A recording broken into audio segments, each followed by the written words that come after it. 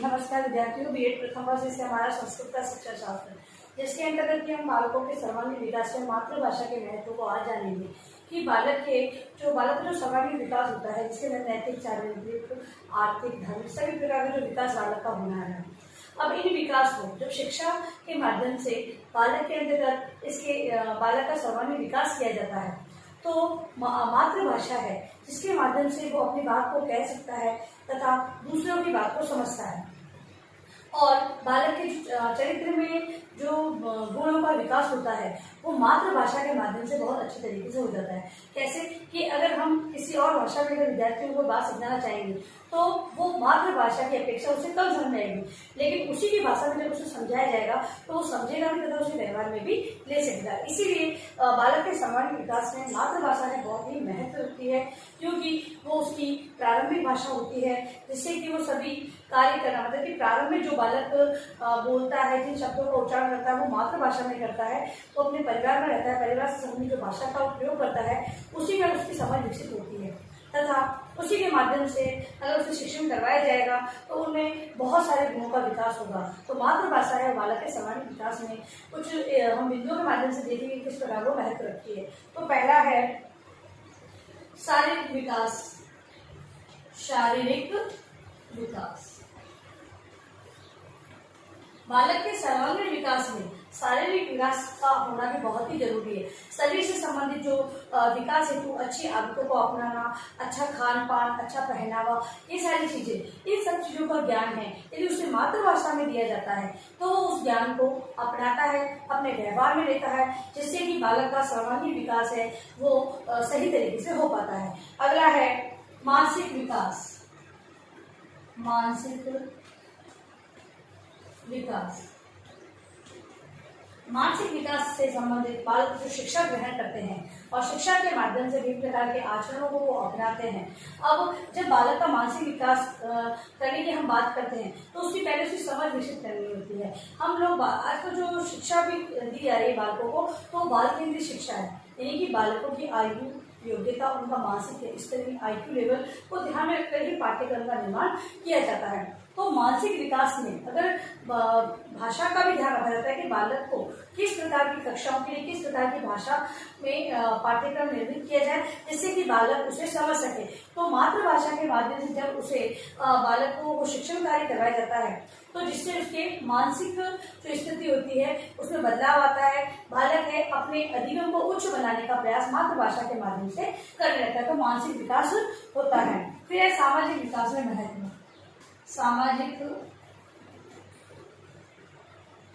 विकास में महत्व समाज में होने वाले विभिन्न प्रकार के कार्यक्रम होते हैं, क्योंकि बालक है वो समाज का अंग है, समाज से जुड़े हुए कार्य, काम काज, रीति रिवाज है, उनमें उसे भाग लेना होता है। जब बालक इन कार्यक्रमों या गतिविधियों में भाग लेता है तो यदि अगर वो सही आचरण को नहीं अपनाएगा तब तक उसे समाज में स्थान नहीं मिलेगा। लेकिन जब बालक मातृभाषा के माध्यम से सभी प्रकार का ज्ञान प्राप्त करता है और समाज में होने वाले कार्यक्रमों, गतिविधियों के अंदर भाग लेता है और उसके अंतर्गत सहयोग करना, नेतृत्व करना, ये सारी चीजें जब सीखकर शिक्षा के माध्यम से सीखता है और मातृभाषा उसका माध्यम होती है सीखने का, अब सीखकर वो वहां पर समाज में उस चीजों को अपनाता है तो समाज में एक स्थान उसका अलग से बन जाता है। फिर है भावात्मक विकास। भावात्मक विकास बालक अपनी भाषा में दिए गए ज्ञान को अपनाता है जिससे कि जो भावनाएं हैं, संवेद हैं, उनकी जानकारी उसे प्राप्त होती है कि कौन हंस रहा है, कौन रो रहा है, इसमें किस प्रकार की भावनाएं देखने को मिल रही है। इन भावों को वो समझता है, ग्रहण करता है तथा उसके आधार पर ही प्रतिक्रिया वो अपनाता है। तो ये सारी चीजें मातृभाषा के माध्यम से ही उसे प्राप्त होती है। तो भावात्मक महत्व। अगला है नैतिक विकास में महत्व। नैतिक विकास में महत्व बालक के अंतर्गत नैतिक गुणों का विकास करने के लिए भी मातृभाषा बहुत ही महत्व रखती है। कैसे? तो बालकों को कोई बड़ा आता है तो खड़े होना, उनका आदर करना, उनको प्रणाम करना, तथा घर पर कोई मेहमान आया है तो उससे संबंधित बातचीत करना, किस प्रकार बातचीत करनी है। अगर हम ये कहें कि शिष्टाचार से संबंधित आचरणों को अपनाना, छोटे भाई बहनों का ध्यान रखना, बड़ों के साथ किस प्रकार का व्यवहार करना है, ये सारी अच्छी आदतों का विकास बालकों को हम शिक्षा के माध्यम से देते हैं। अब शिक्षा है, शिक्षा प्राप्त कराने के लिए हम एक भाषा का उपयोग करते हैं जिसके माध्यम से हम शिक्षा उन्हें देते हैं। तो मातृभाषा के द्वारा दी गई शिक्षा, और जिसके अंतर्गत जो नैतिक गुण, जैसे नैतिक शिक्षा के बच्चों को पाठ पढ़ाए जा रहे हैं। अब वो पाठ अगर अंग्रेजी में, अगर मान लो हिंदी जानने वाले बालकों को अंग्रेजी में समझाए जाएंगे तो हिंदी की अपेक्षा, क्योंकि हिंदी की जानकारी उसमें है और अब हम अंग्रेजी में समझा रहे हैं तो अंग्रेजी में हिंदी की अपेक्षा बहुत देर से वो सीखेगा। लेकिन अगर वही चीज हिंदी में सिखाई जाएगी तो आप उसके समझाने के तुरंत बाद आप देखेंगे कि बालक के व्यवहार में परिवर्तन हमें देखने को मिलता है। तो मातृभाषा है बालकों के अंदर नैतिक गुणों का विकास भी करती है। अगला है सांस्कृतिक विकास में महत्व। सांस्कृतिक विकास में महत्व। संस्कृति से जुड़े हुए विभिन्न प्रकार के हम कहें गीत होते हैं, नृत्य होते हैं, संस्कृति से जुड़े हुए रीति रिवाज होते हैं, ठीक है, ये त्योहार होते हैं। ये सारी चीजें बालकों के अंदर उनकी समझ विकसित करना कि वो उन चीजों को समझे, क्योंकि हमारी संस्कृति हमने अपनाई, अब आगे हमारी जो पीढ़ी है वो अपनाएगी। तो इनका हस्तांतरण करने हेतु उसे जीवित रखना बहुत ही आवश्यक है। जीवित रखने का मतलब यह है उसकी समझ होना बहुत ही आवश्यक है। अगर मातृभाषा में उसकी समझ बालकों में विकसित हो जाती है तो वो अपने द्वारा सीखी गई चीजों को अन्य मतलब कि अपनी आगे वाली पीढ़ी को समझाते हैं। तो इसकी समझ होने के लिए भी सांस्कृतिक सांस्कृतिक विकास को अगर बालकों में विकसित करना है तो उस दृष्टिकोण से भी मातृभाषा है वो महत्व रखती है। अगला है साहित्य से परिचय,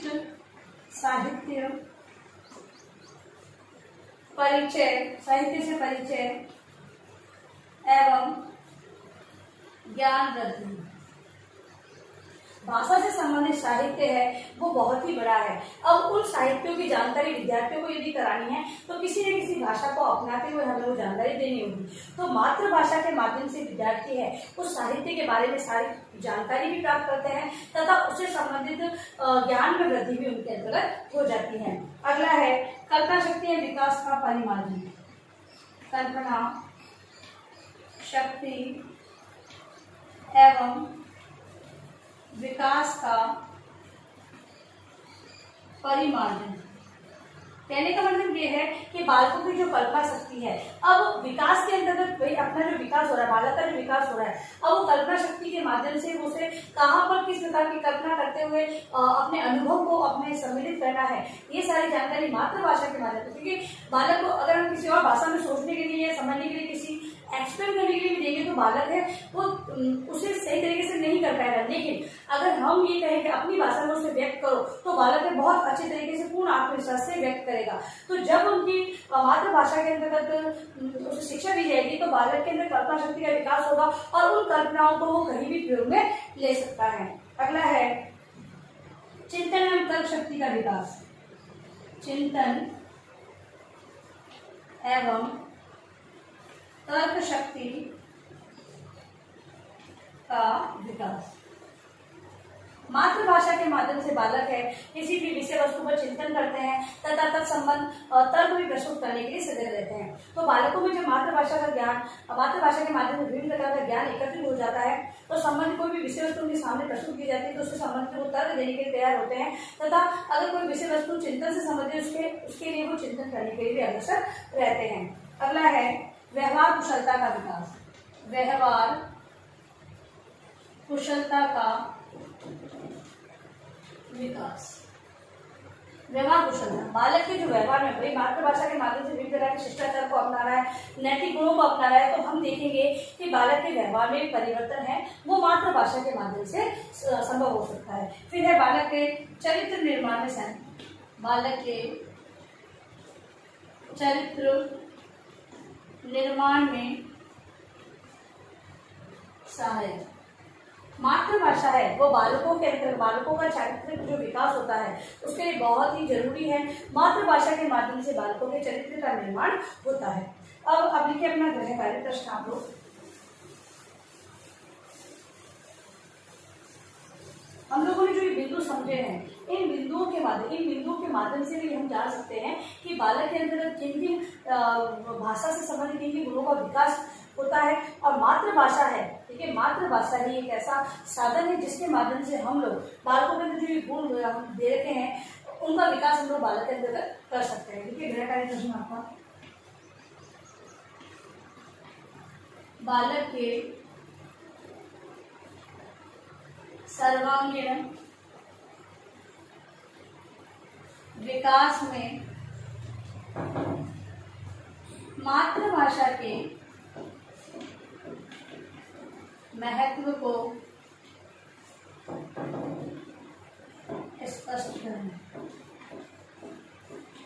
ठीक है, अब ये महत्व को आपको अपने उत्तर पुस्तिका में गृह कार्य के रूप में लिखना है। और अंत में इस महामारी के दौरान कम से कम आवश्यक कार्य होने पर घर से बाहर निकलते 3 बातों का विशेष आप ध्यान रखें। मास्क लगाएं, सोशल डिस्टेंस बनाएं और हाथों को बाबा सैनिटाइज करते हैं। सोशल डिस्टेंस ध्यान रखें।